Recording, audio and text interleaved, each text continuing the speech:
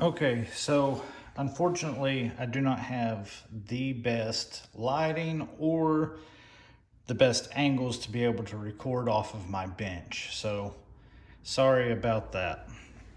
I'll try to work with it. So what I have is a Glock 19 in brown, Glock 34 in black. 34 same grip as a 17. This is a 19, so as you can see, there is a difference. So what you can do is if you have both, you can either stack them side by side just like this so that you can mark.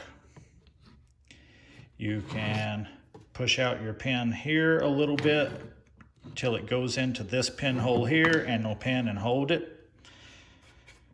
And that's what I have already done. You can see that some of my marking has came off. That's the reason why I went ahead and removed this off of the 19. I had this mounted on the 19 and removed it.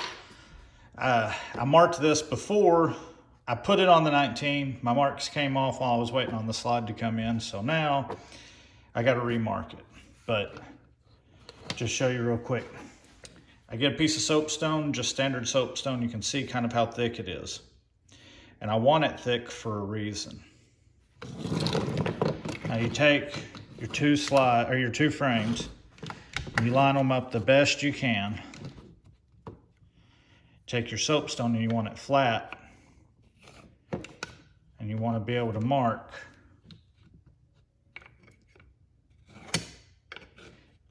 Hold it on. You want to hold it flat on this one to where it makes the mark on that one.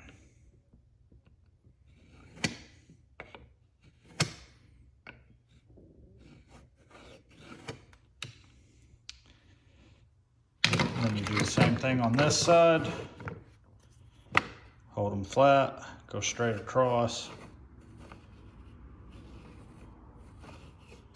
And then you kind of just got to connect the dots from here to here. It looks like that one's slightly off somehow. Start again. So that's a good thing about using soapstone. If you look like you're off a little bit, you can just wipe it off. Okay.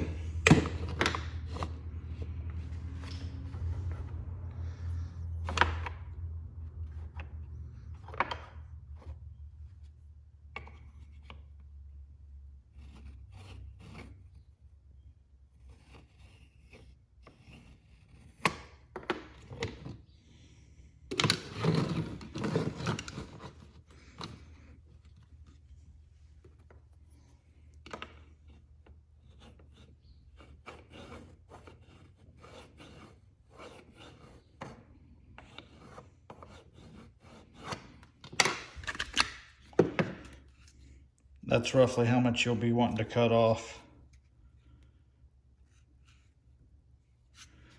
So come on around and just kind of connect the dot, connect the line.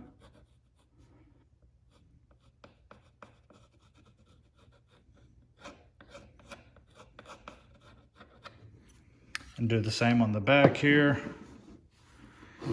Just kind of bring this line around.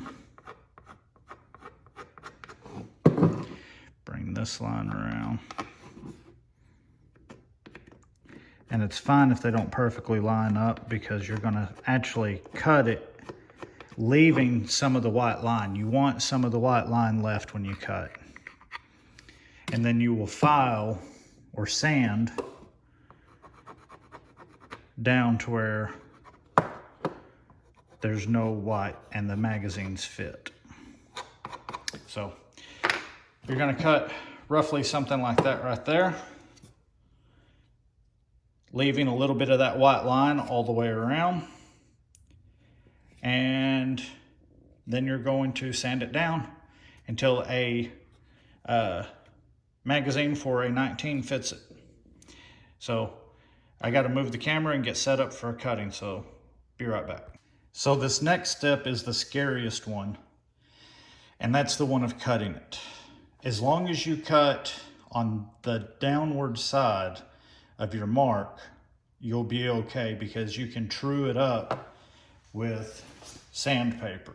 So as long as you leave some of the white, you're okay. Now it'll be more work. The more white that you leave will be more sanding, but it's scary, but it's not the end of the world. Like I said, it doesn't even matter if you're not perfectly straight, as long as you leave some of the white.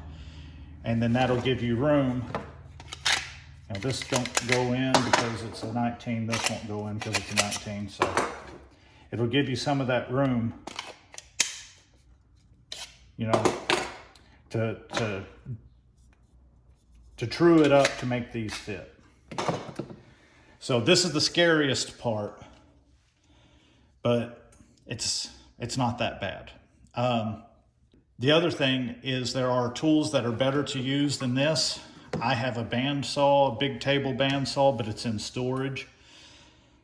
If you have a bandsaw, you just line it up, slowly push it through, wham, bam, thank you, ma'am, it's done. So this is not the best tool. This is just a tool that you can do it. And like I said, as long as you cut and you leave white, you can true it up and make the end look good. So here we go. It's gonna be loud, so I'm gonna probably put on some music or just mute this part, one of the two.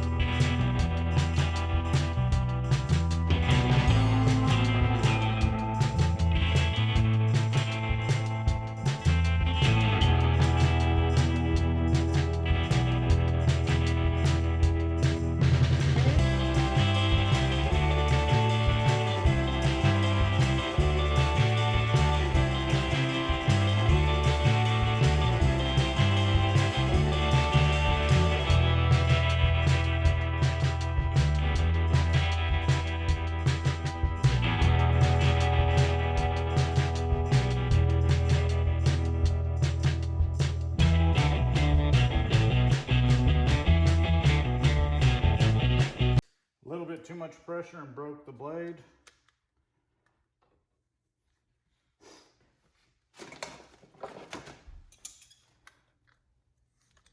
Like I said, this isn't the best tool for this. This is just a tool for this. If I was on my table saw, I'd already be through and it would be a much squarer cut. So if you've got access, I'm sorry, not table saw, bandsaw. If you've got access to a bandsaw, that's what I'd recommend. But you can make do with this. Get out, dogs. Go on. Got some company visiting behind me.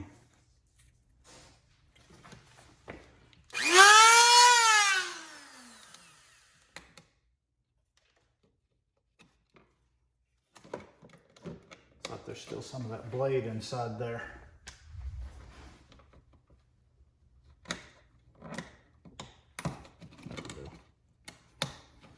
Okay.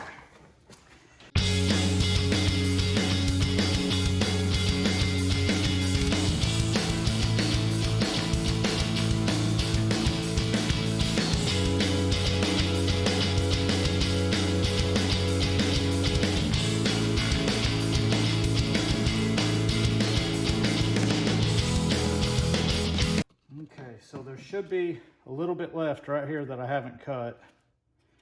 A little bit there.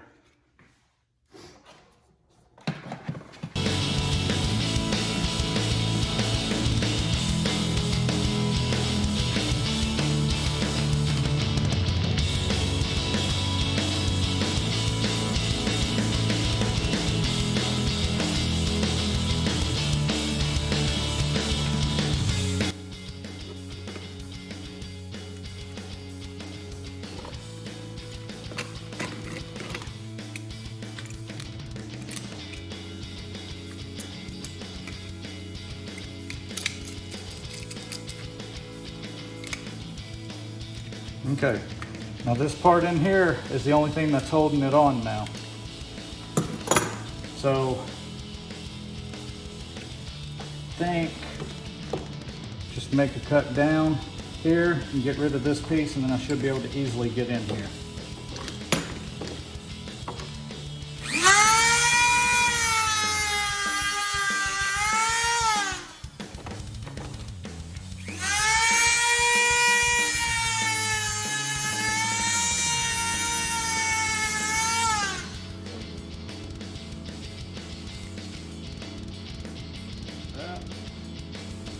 Now, where I've kind of cut through already, I'll try to line up with that and cut the rest of that.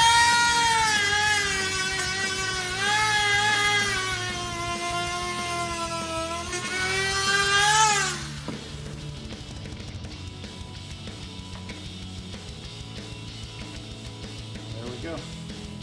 Now, clean some of that out. See how it's not going in? That's what you want. You want it to not lock up yet. You want it to lock up when you're done dressing it up. I'm really close, but not yet. So now comes the next part, which is sanding. You want a good flat area like your workbench. And I've got 400 and 600. I'm going to start with the 400.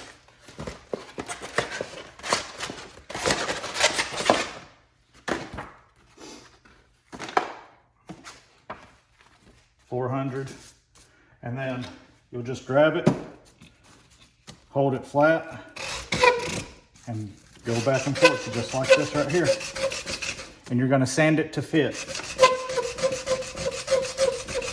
This will also true up your edges if you've got anywhere that's not exactly right on being level. And ever so often, just grab your magazine. Nope.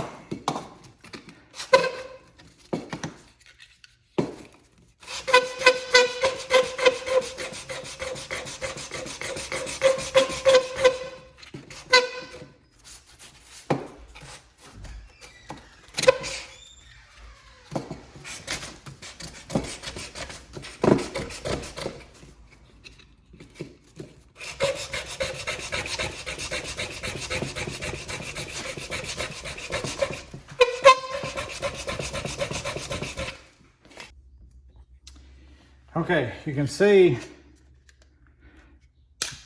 I'm getting close. It's almost locking in.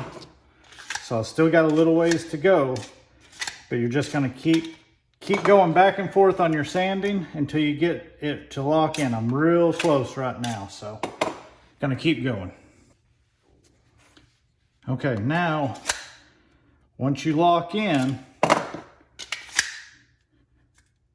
I'm going to go ahead and take a little bit more off just to make for sure that you've always got a little bit of play.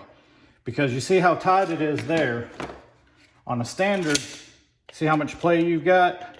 So you want to make sure you give yourself enough play for the different style magazines. So right now, I'm right there, but I'm a little too tight, so I need to take some more off. So I'll keep sanding until I get it in there, but I get a little bit of a line, a little bit of daylight around.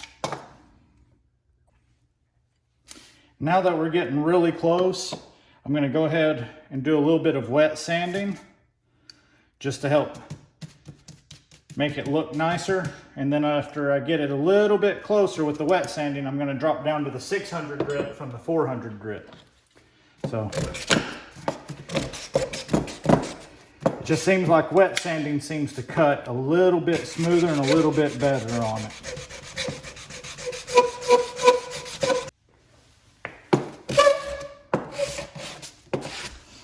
So as you're getting close with the wet sanding, kind of wipe it down, looking pretty straight. Off a slight amount it looks like, but very little. Really straight cut for being a Dremel. I said I would have preferred to use a bandsaw.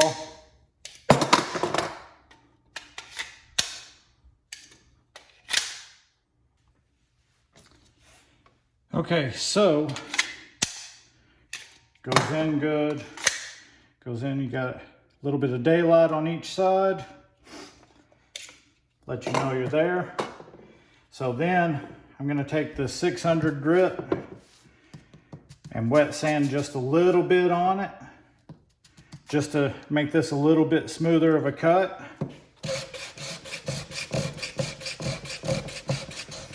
Now I'm gonna remove the finger grooves. I'll just hold it as best I can in one hand and go over like this, and then move up and go over like this.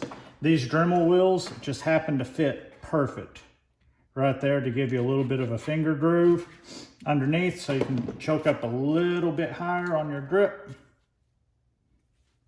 So gonna notch that and take these off, and that's what's next.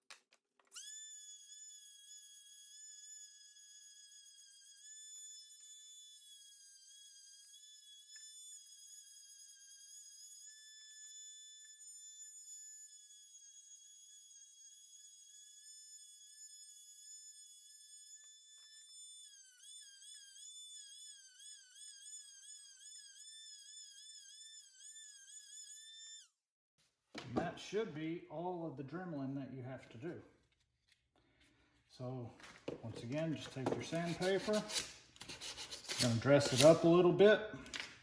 More than one way to skin a cat. I just went ahead and grabbed one of my weights from my gym here in the shed, or in the garage, threw it up here. So you can see how it's just gonna buff it like you would if you were shining shoes.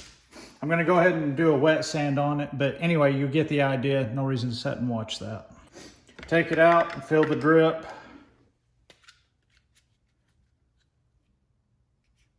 I need a little bit more right there, it feels like.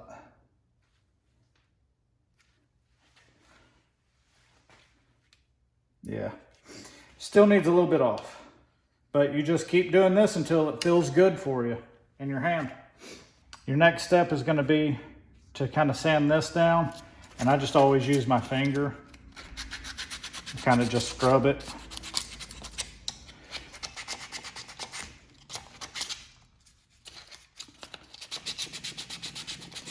My finger's what's gonna go in there, so why not use my finger as the guide to kind of dress it up.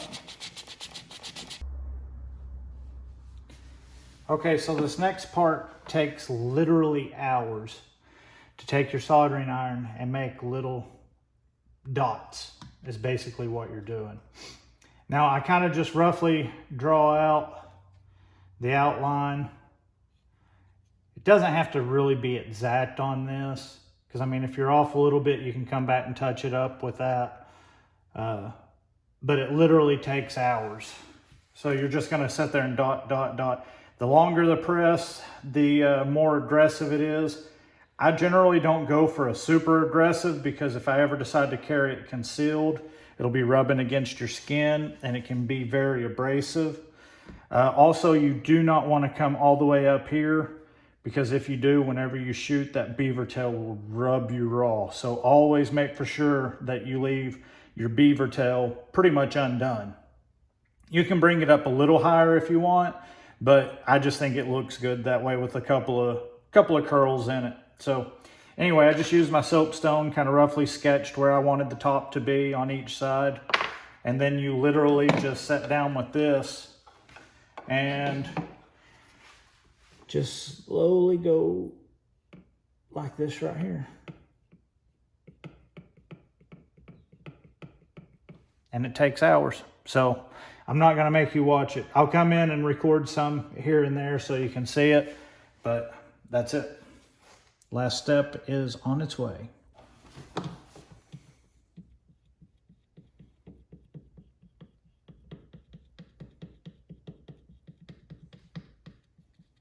You just keep on keeping on, little dots, but you can get an idea of what it's gonna look like. Got the side done. Probably gonna touch up a little bit on the back, working on this side, then I still got the finger grooves to go.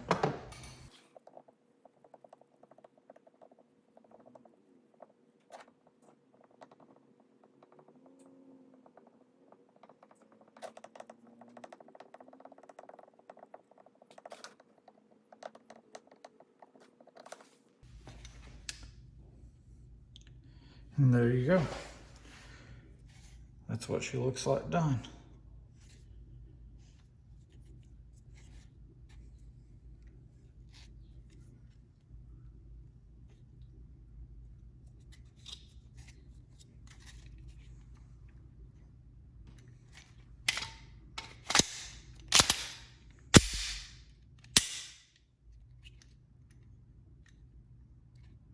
And now you too know how to ruin a Glock.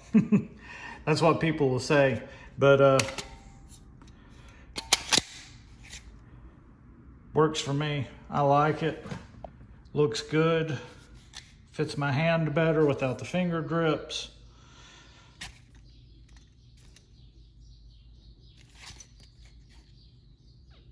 There you go. Hope you guys enjoyed. Hope you learned something, and yeah. Alrighty, see you later.